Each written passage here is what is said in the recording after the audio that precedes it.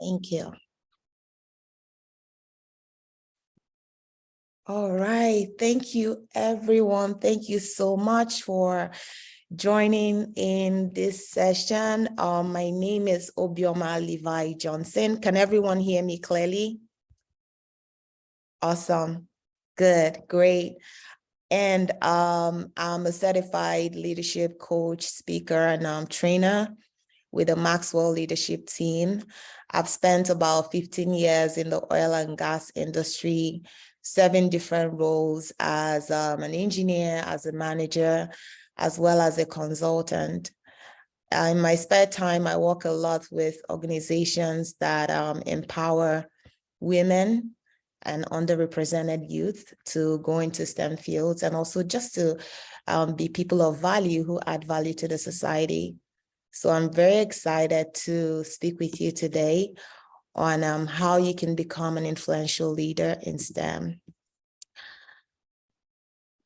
I'm gonna share my screen here, and give me 1 minute. Can everyone see my screen? Awesome. Awesome. So just to start, when we talk about leadership, it's pretty much influence. Okay, and if like one of my mentors and coaches, John Maxwell, would say, leadership is influence, nothing more, nothing less. Oftentimes we think about leadership as a position. When I ask people who is a leader, they think about their managers, they think about people that have some level of authority over them. But the truth is, we are all leaders. If you have a sphere of influence, then you are a leader. Give me 1 minute. Let me admit people that want to join in. So in order to be really an impactful leader, you pretty much have to increase your influence. That's what it's all about. Psychologists have said that in the average of maybe a 65-year-old life, that one has the ability to influence 10 people. I didn't believe that. 10,000 people for a 65-year-old. I know we're all wondering, I don't even get to talk to that much people to be able to influence that much. But the truth is, influence can come in simple ways. Influence can be a smile. Have you noticed that when you smile at people, they have the tendency of smiling back? And if you are in the traffic, for example, let's say you have you're in front of a traffic light and it turns red, from red to green. Most times you're impatient because the person in front of you is not moving. Have you had that urge to drive, to just give them a stare, like, who is that person behind the wheel? What are you doing? Like, move. I know we're all good people, but at times I do that, and that is also a level of influence, right? But again, the question we have to ask ourselves is, are we making a positive or a negative influence? It's very important. And, leadership not being about position, but being about people, then it means that in order for us to be impactful in leadership, we have to ensure that we have that great influence and that impactful influence over others. So my objectives really today is one, to help us to better understand influence.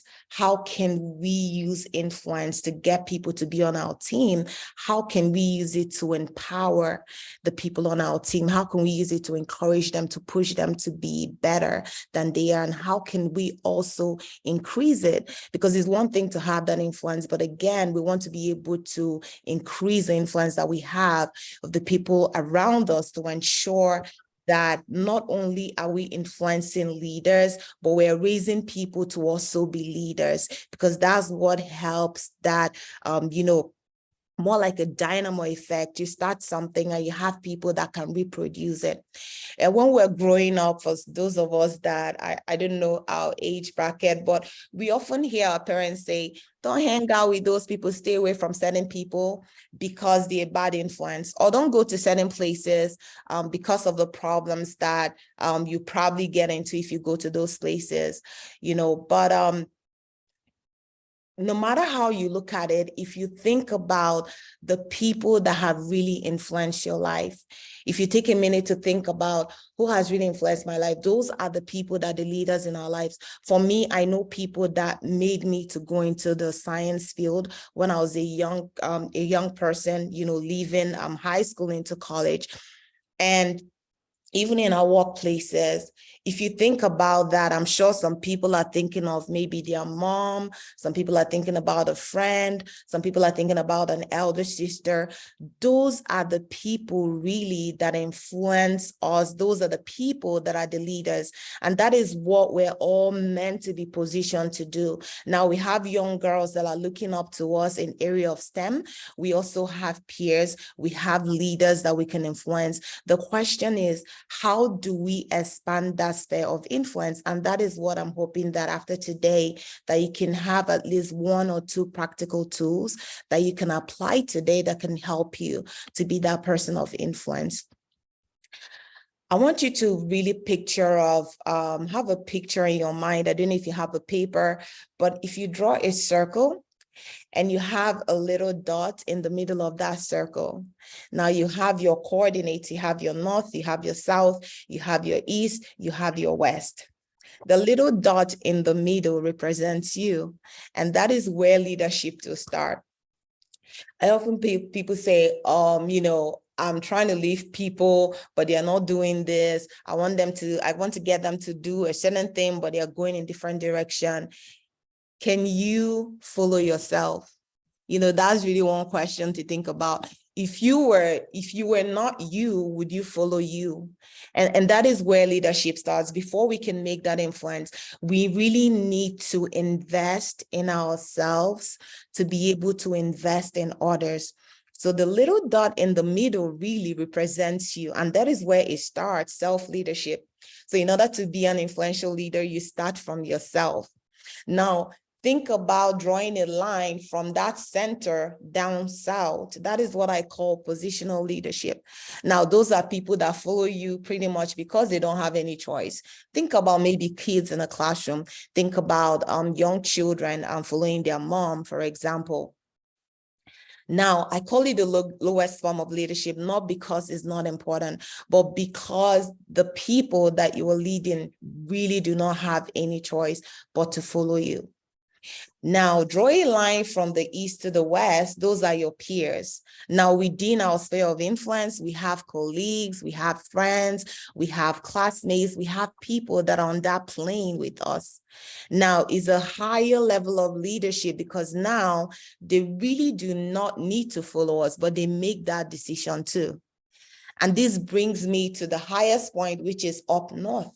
Now, up north is people that have no business at all following you. They can decide not to, but out of their free will, they decide to follow you because of the value that you bring into their lives. So in any room that you're in, any room that you find yourself, you are somewhere within this compass, and it's important to identify who are those above me, who are those beneath me, who are those side by side with me. I often think about leadership as being a plane that that can help to propel, I would say, our success in life. Oftentimes people think of leadership as being, when I get to that position, well, I'm not a manager, well, I'm not a team lead. How about when I get there, then I learn about leadership and learn about ways that I can, be a better leader. But the thing about self-leadership is it helps you to grow from where you are. So that growth is a thing that helps you to add value to yourself. And that is what can help others to listen to you. And that is what can help you to influence others. So if you were to think about who are the people that are influenced today, I'm sure you come up with a list of people that honestly you do influence. People that maybe a smile can change their day. People that maybe a talk can change their day. People that may be an encouragement. But I always tell people, if you see the 10 on people's forehead, I've been practicing this for a long time and it helps. So other than seeing people and just writing them off, having a 4, if you have a 10, see a 10, an imaginary 10 over 10 or 100%, on people's head, then you see them in a, I would say, in a better way, right? Because if you already go with preconceived notions of, oh, this is a 20 or this is a 10, then most times you may miss the message that they have, or most times you may miss that opportunity to really be a person of influence in their lives. So now that we've talked about the people that we influence, and I'm sure we've also thought about those that we have that sphere of influence around, I want to spend a few minutes to talk about how we influence others. You know, there are various ways that we can influence others. Some of them are good, some of them are not bad. I'm not going to spend not so good. I'm not going to spend so much time focusing on the not so good, but I'll shed light on them because those are things that we see every day in our workplaces and in our schools and in our companies and even in the people, over the people that we lead.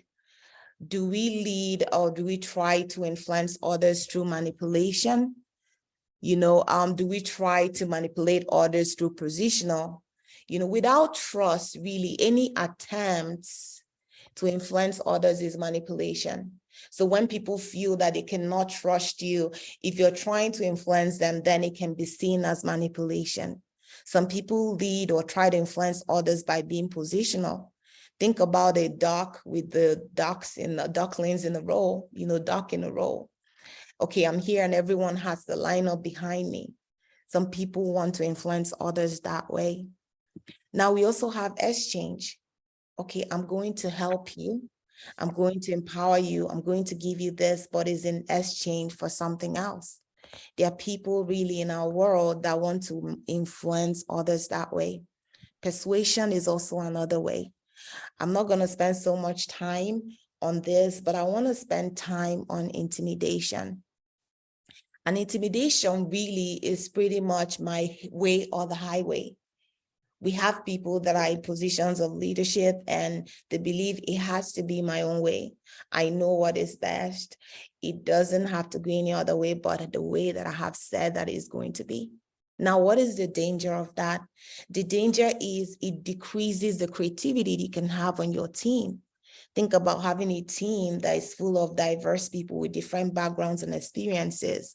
Now, if you're not open enough to tap into the talent or to tap into the different ideas that people on the team can bring on board, be it even little kids or kids, you know, teaching kids in school. I believe that every child in a classroom has a unique experience that even when you cannot relate with everything that they have or every experience that they've had, there's something that you can relate with. You can have a common goal with them in that area. So why intimidation is bad is people always want to impose their ideas on others. And what happens over time is people do not want to bring ideas anymore. Even team members who know that they can bring something that can help propel the team to do better. People just go back into even offering their ideas because they know that they have someone in this position of leadership that would want to get things done just their own way. I saw a post sometime on social media, and it was about a gentleman that was at work, and he sent a post like, oh, now I'm back at work. I can't believe it's Monday. Can people give me ideas on how I can look busy at work?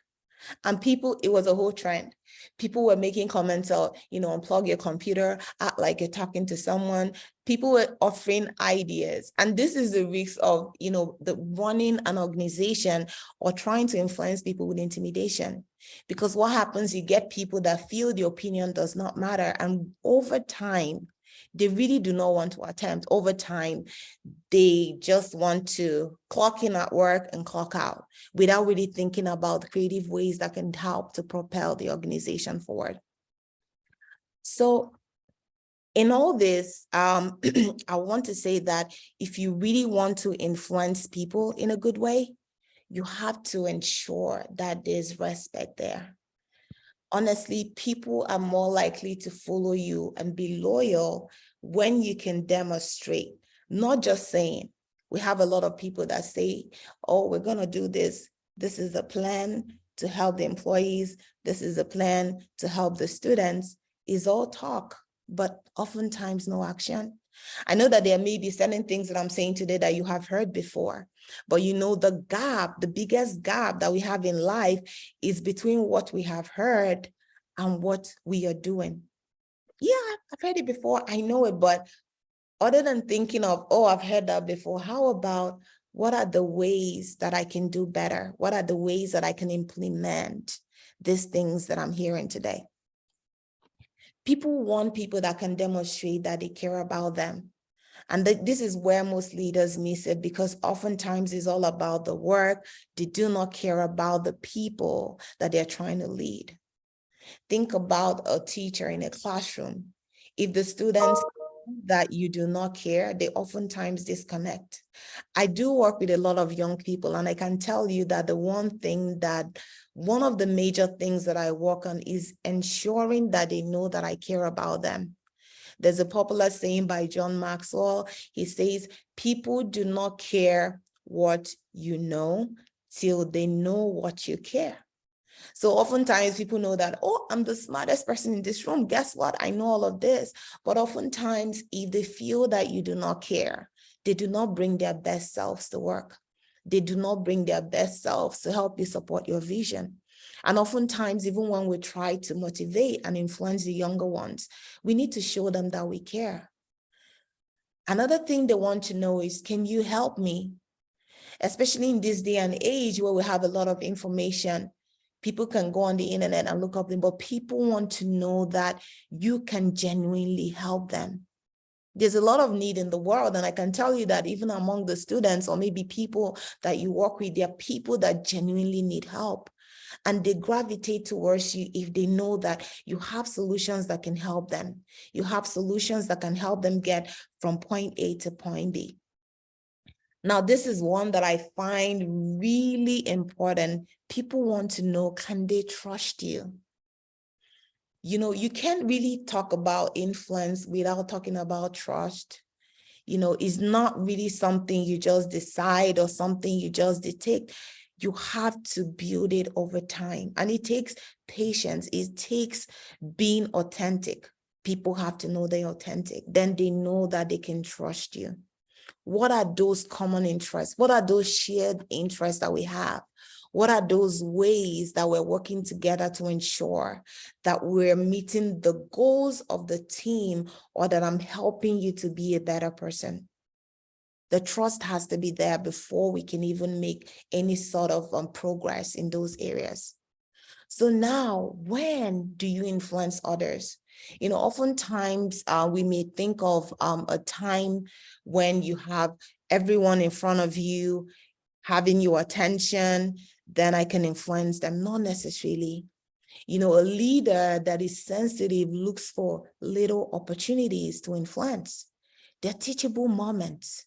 It could be in a conversation. It could be helping them to figure out something. They're breakthrough places when maybe after days and months or weeks of working on a project, you finally get a breakthrough. That is a good place to teach. You also have those catalyst moments where you can, you know, be able to teach. You can be able to look back on the lessons learned. You can be able to share, you know, based on your experiences. So these are the areas or the times when, as a sensitive leader and someone, of course, with good emotional intelligence, you can look out to opportunities, little opportunities. It's not always when you sit them down, okay, now I want to talk to you about this. Oftentimes it's those little moments, even without them knowing it, that you make that impact, that you teach them. I'm going to go through trust again, because like I said, I believe that nothing can be done without trust. If we really want to influence people, then the first we have to understand this. They have to trust us. And that trust is what makes them to open up. I'll still go down where I'll still go through some of the ways that we can improve the trust. For example, through integrity. They have to know that you're a person of integrity. They have to know that they can trust you. They have to know that they can open up to you. So that is one way that we can really increase our influence with others. So just kind of summarizing some of the things that I've talked about. If we talk about, or if we think about the insights into influence, first, we have to know that leadership is all about influence. Now, if you can't influence people, you probably will not be an impactful leader. I've mentioned the positional leadership. People could follow you just because they don't have any choice. But again, what positive influence are you having on them? With influence comes responsibility. So we have to know that for me to be able to influence these young ones or to influence people within my organization, then is a sense of responsibility.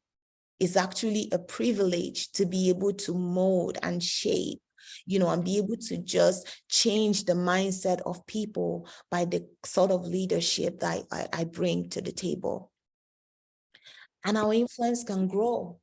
Not just within, maybe from influencing 10 people, I'm influencing 20 now. You can influence 10 people that will go ahead to influence another 10, that will go ahead to influence, what I call it reproduction. So in as much as we're raising leaders, we also have to have the mindset that I'm raising leaders that would raise leaders. I'm being an influential leader because I know that my influence is not just about these 10 people, but it's going to trickle down because I'm raising people that can reproduce what I have put in them. They can reproduce everything that they have learned from me. Another thing to have in mind is it's not always in all areas. We often fall into the trap of, oh, I have to help this. We can't solve all the problems, right? But again, there are specific areas that we can resonate with. It's easy for me to talk to young girls about going into STEM or maybe being a woman in engineering because I've lived it. Now, that is one area that I know that I have strength in because I've lived it. I've had that experience. As much as there's so many things in their lives that I may not be able to relate with, but the areas I know that I've experienced and I know we have those common grounds, then I can be able to influence them in those areas. So other than being a leader that wants to figure out everything, you can target specific areas where you know that you have that much influence on them. I remember last year when my son came home one day crying, this when he was in first grade, he's 7 now in second grade. And he was crying like, Mom, I'm going to miss my PE teacher. He was really crying, really upset. She's not going to be there next year. And I thought, what influence would this man or this woman have had on a 6-year-old? I had to go in for her. I went on LinkedIn, I sent her a message. I'm like, thank you. Because you don't know the little things you do and the impact it has on the kids. For a 6-year-old to be crying because his PE teacher was not going to come back the next year. And sometimes, even for those of us, I don't know how many of us are in academia, the work that we do may not be rewarded immediately, but we're sowing seeds. There are things that we're putting in the kids. There are things that we're doing that you may never really know till maybe another 5 years or 10 years or 20 years. And you hear a kid saying, oh, I remember my second grade teacher or my third grade teacher was the person that had the most influence in my life. So I would like to urge us, other than looking to do it in all areas, the specific area where we have our strength, is okay for us to hone into that area and to be able to add influence on them. I think I'm running behind time. So I'm going to go really quickly. Again, we have to, add value to people. We have to be people of integrity. We have to nurture. We have to have faith in people. I talked about the 10. Don't write anyone off. I had a kid that I was teaching, honestly, was the most difficult kid. But eventually this year turned a new leaf. I'm like, whoa, this is like a brand new kid. So having that patience and having the faith, don't write anyone off. I'm telling you, at times it seems like, oh, these kids, I can't influence them. I can't influence these kids. I can't influence my team members, but it's going somewhere. You just keep, like being focused, going at it and doing what you have to do. Some of the tools that can help us is listening.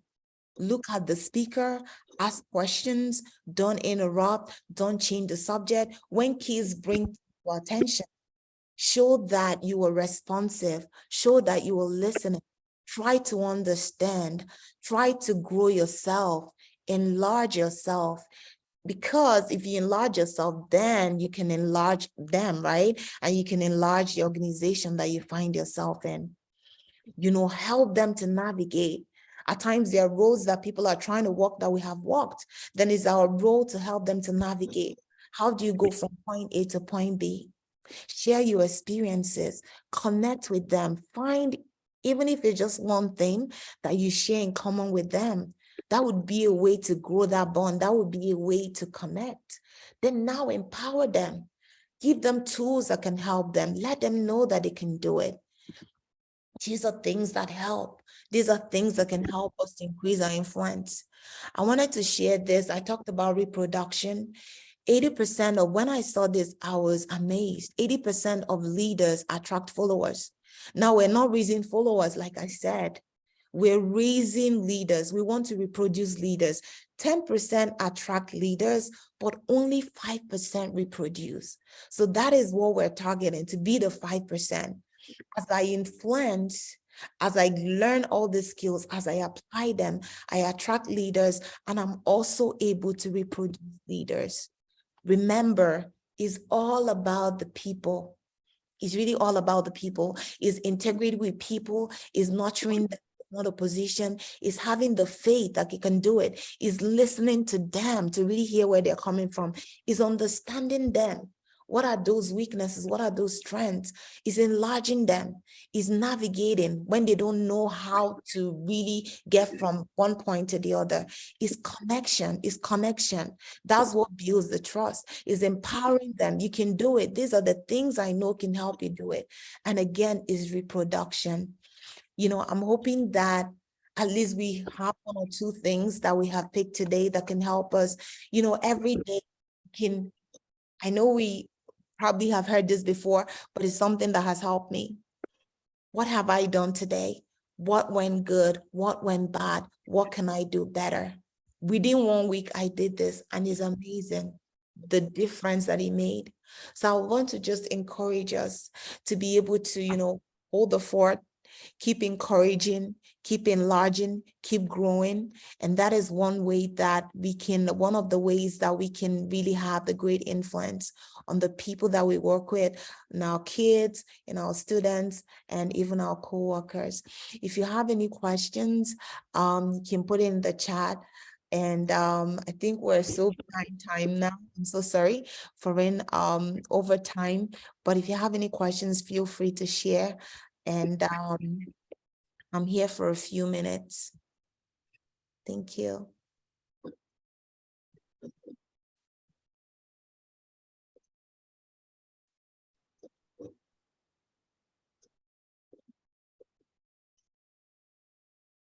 All right. Thank you, everyone. I hope you enjoyed the session, and feel free to reach out on LinkedIn or any other means that you want to reach out, and just keep going. We're all fighting. We're all fighting, like to get more girls in STEM and to encourage more people and to people of influence. Thank you so much, and enjoy the rest of the conference. Thank you.